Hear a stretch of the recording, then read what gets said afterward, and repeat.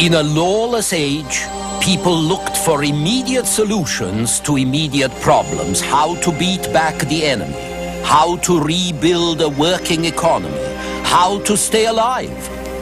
Until, out of anarchy, a new social order was put together that would restructure Europe. The Middle Ages, this time on the Western tradition.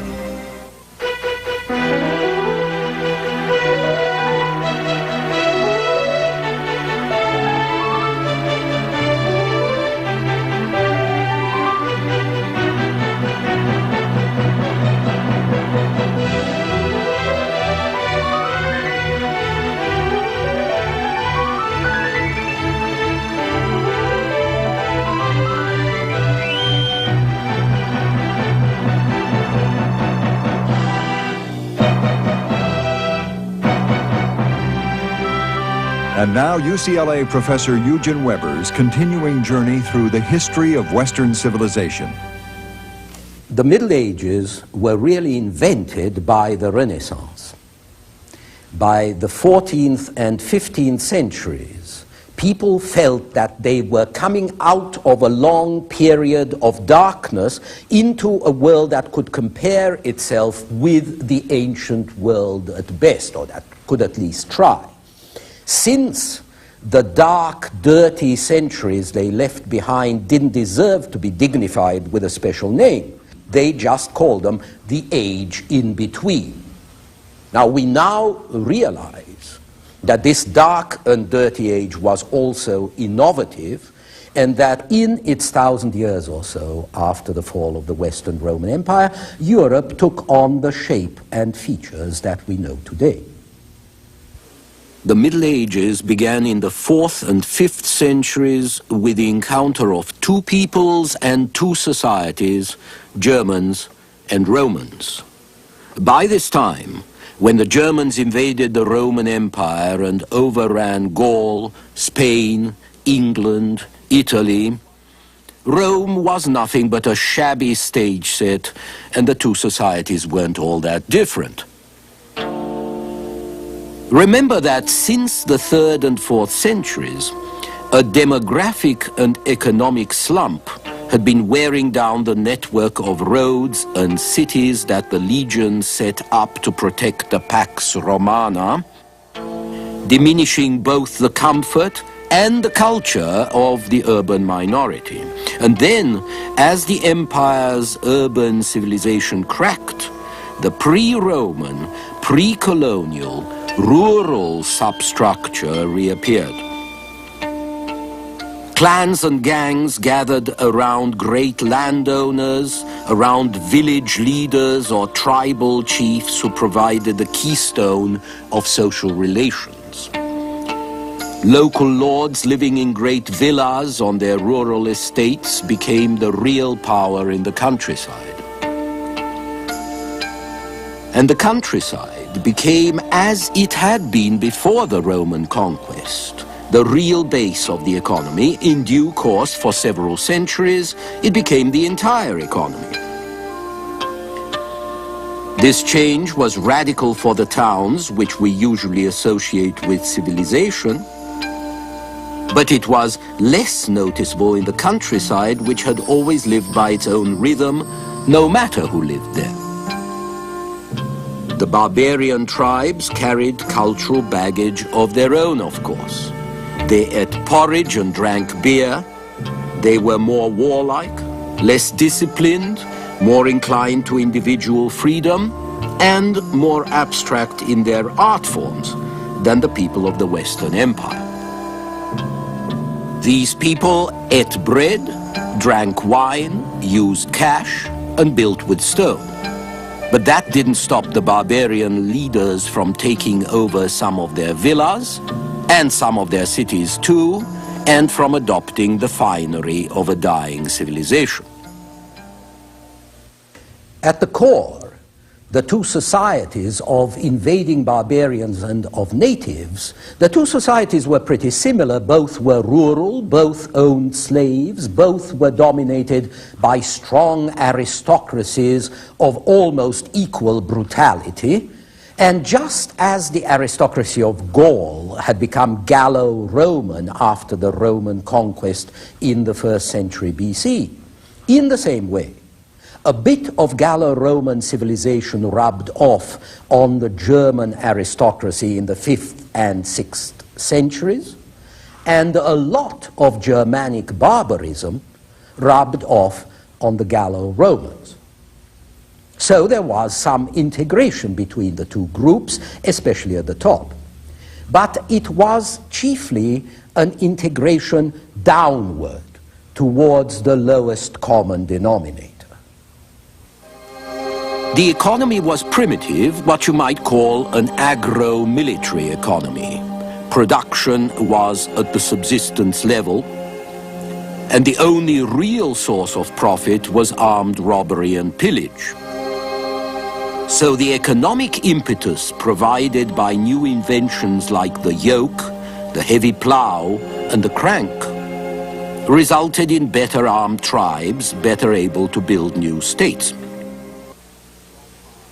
The Saxons in England, Lombards in Italy, Franks in Gaul, and of these states, the most prestigious and the best known was the Carolingian Empire, which Charlemagne brought to its apex.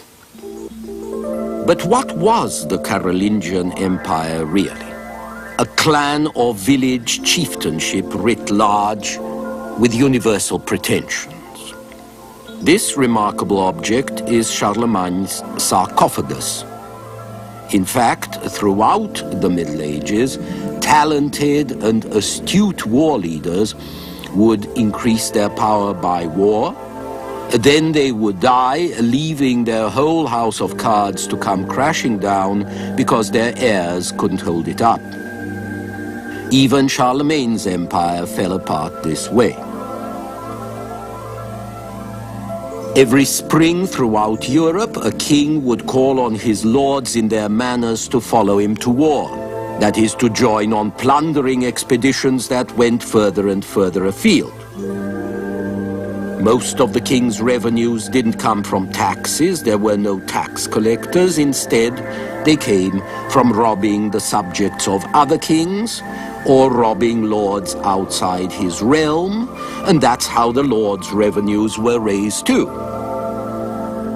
The basic food and fuel of the kings and lords and everybody else on top, the knights, bishops, priests, came from the land, came from the peasants who worked the land. But that was just to live on.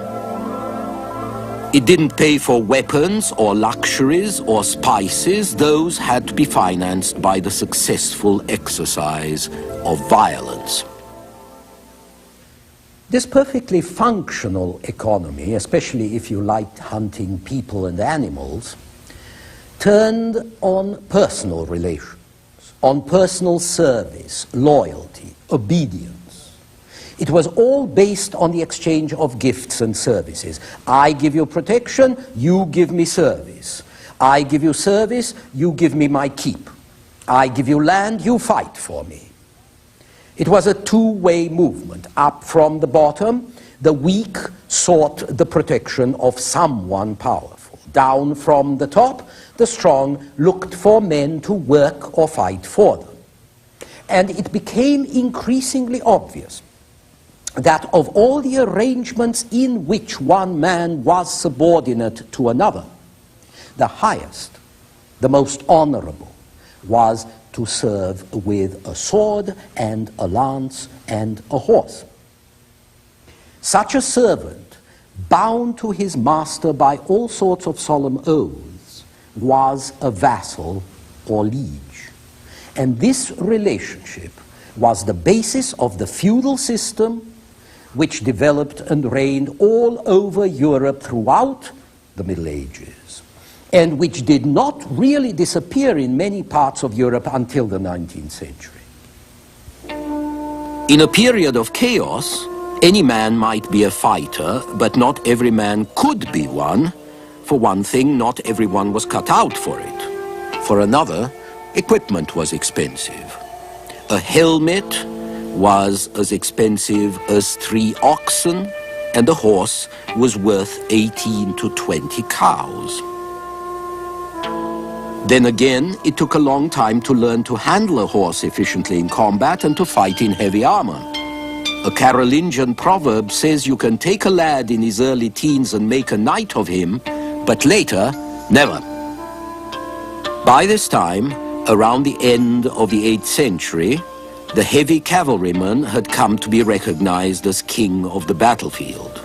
The stirrup enabled him to charge infantry and bowl them over, or to rise in the saddle and hack away with a sword.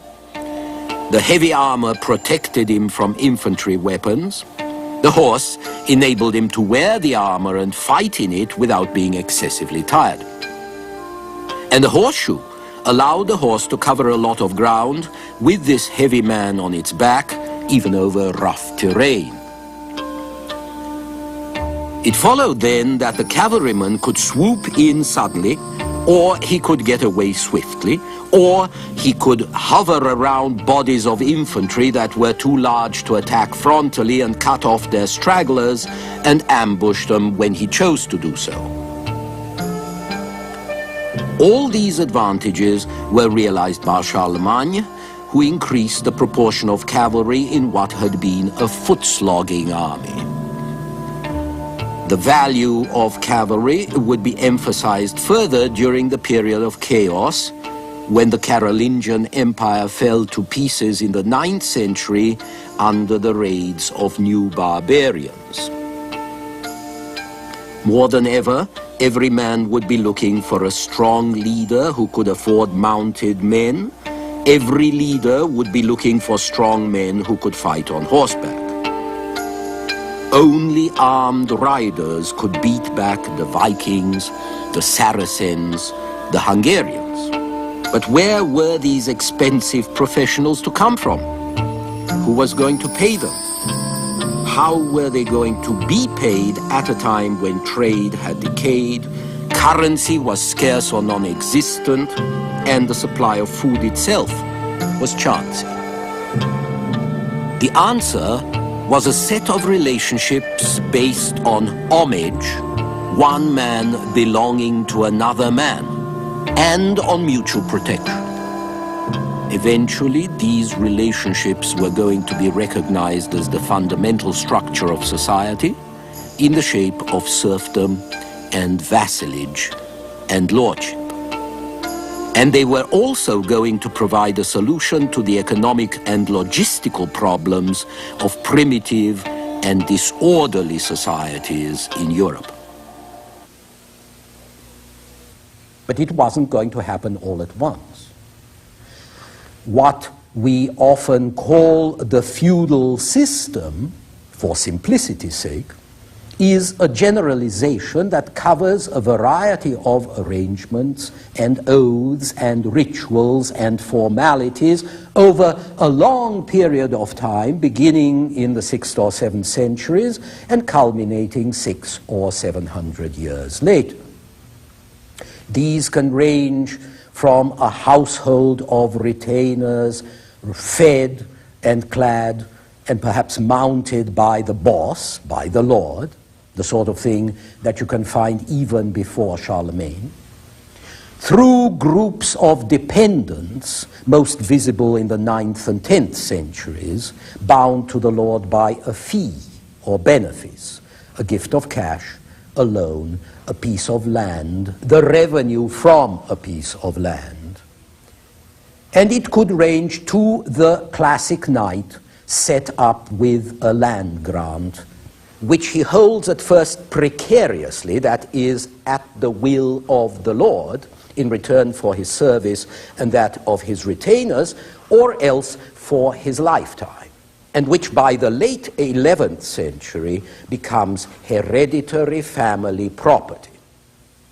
Now, all of these different forms depend on what can be squeezed out of the producers, who are mostly peasants. And since they don't have much cash, we're talking of exactions in kind, provender, labor, transport, different services. Now, by the 10th century, feudal protection rackets pretty much extinguished the remains of a free peasantry. The successful lord establishes his right to tax and tithe, his monopoly of hunting, his right over forest and commons.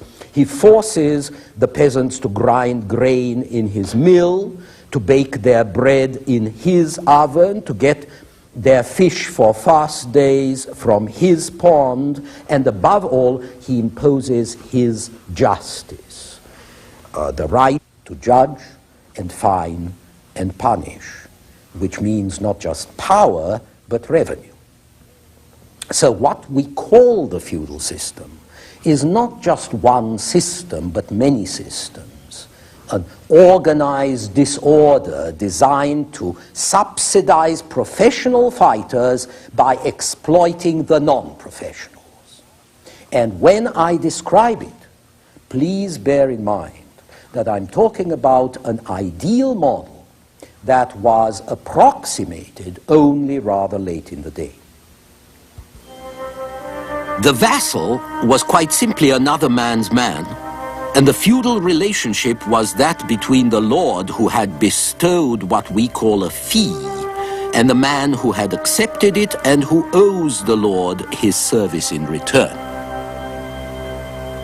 This fee could well be money, or the right to levy tolls on a certain bridge or ford or mill, but most of the time it was land, because land above all meant men who lived on it, and men meant power. In principle, the situation was quite simple. For instance, let's say you're the master of a great property. You can only defend it with men and arms.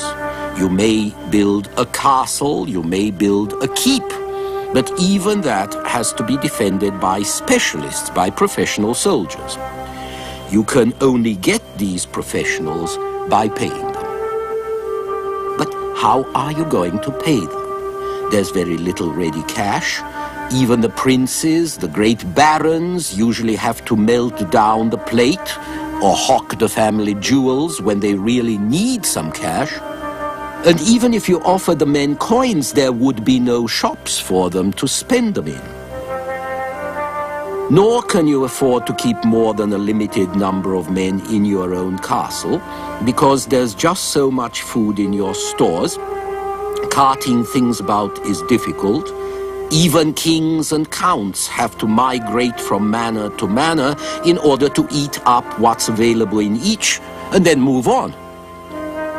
So if you want to attach men to you, you have to give them land with serfs on it who work to provide the wherewithal for their new master's keep and for the equipment, and in return for the land, these men will fight for you.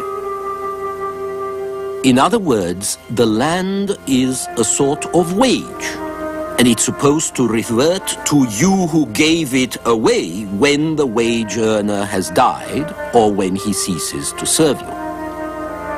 But in effect, you don't mind accepting the same services from a son, or even from a son-in-law. And so over the generations, what had started as a purely personal fee becomes hereditary.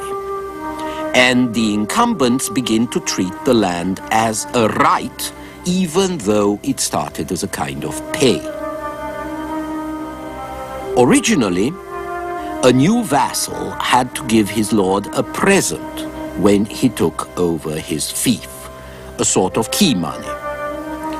This gift was called the relief, and it was important because it was going to modify the whole spirit of the system, because over the generations, the lord started to treat the fief he gave to his vassal less as a source of power than as a source of revenue. And the vassal came to look on the fief increasingly as his own property, for which the relief had been something like a down payment. He felt that he could use the property pretty much as he pleased, not just leaving it to his heirs, but even selling it or giving it away, say, as part of a dowry or of some other deal. eventually everything became very complicated. In principle, you were supposed to be the man of one lord only. In practice, however, you might be the man of several different lords, because you may have accumulated bits of land through inheritance or dowries or exchanges to round out your holdings. And you would be in a quandary if your lords fought each other, which was not unusual. So in due course, around the 11th century, the old homage in which a man put his hands between those of the lord and kissed him on the lips, this became increasingly symbolic. What really counted by the 12th century were money fees, which shows that cash was coming back into its own.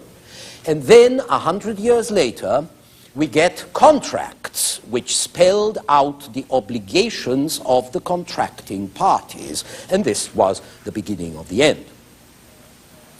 Remember that the feudal system had been elaborated to cope with the problems of an economy where money was scarce and broader social structures were fragile or non-existent.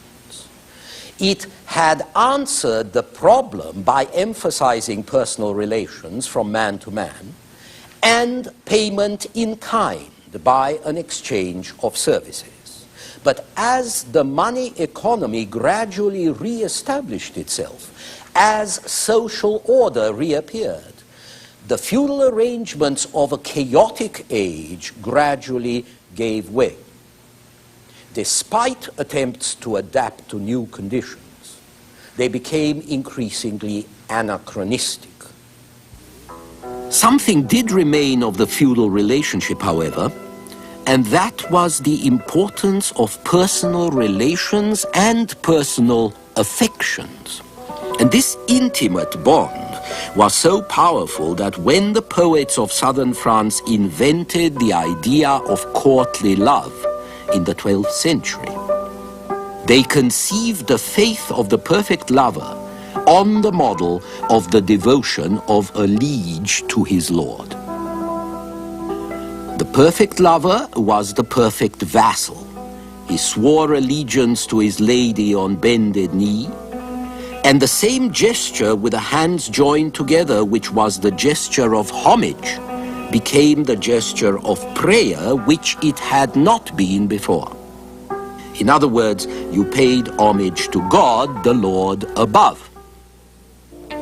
Also living in the feudal system and writing all this down were the clerks and monks who were part of the system's power structure and crucial to its culture.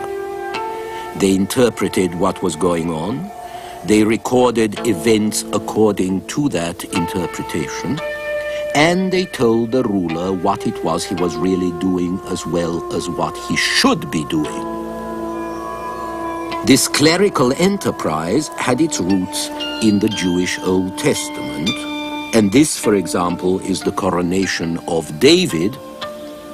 And it had its roots in the Roman classics. It stressed that the ruler was appointed by God to carry out God's will on earth. And God's will was the public good. In this case, the practice of Christian virtues as determined by the Church and the application of Roman law. The king's task, then, was to lead the people to Christian salvation and, like the Emperor Augustus, to bring peace to the land, maintain order, and protect the weak and the poor. But this model invented by the clerics went against the reality of royal power. If you turned the king into a prince of peace, you diminished his own revenues and you weakened his hold on the lords, whose chief interest was war and loot. If you made the king protect the weak and the poor, you offered him allies who could give no support, and you put him on the opposite side from the nobles, whose revenues came from exploiting the weak and the poor. The true masters in the Middle Ages were not the men of peace, after all, but the men who knew how to fight and who had the weapons and the horses to do it. They built their keeps, or better still, their castles for local defense, and this means their own defense. It has been said that peasants could take refuge in their lord's keep. But in the typical keep, there wasn't room for refugees, for their cattle, for their wagons, and so on. The peasants did indeed live in terror of raids and pillage from outside, but when they had to look for refuge, they looked for it in the hills, in the woods. The lords furnished no refuge. They were simply in the protection racket. If a neighbor beat up their peasants or robbed them, they beat up his peasants and robbed them. And it was this role as protector that permitted the lords to appropriate an ever-growing portion of the peasants' crops. So here we have three classes taking shape, each with different interests and with different pressures: the lords and their violent retainers, the peasants and the clergy. We shall see how they worked together and how they struggled against each other next time.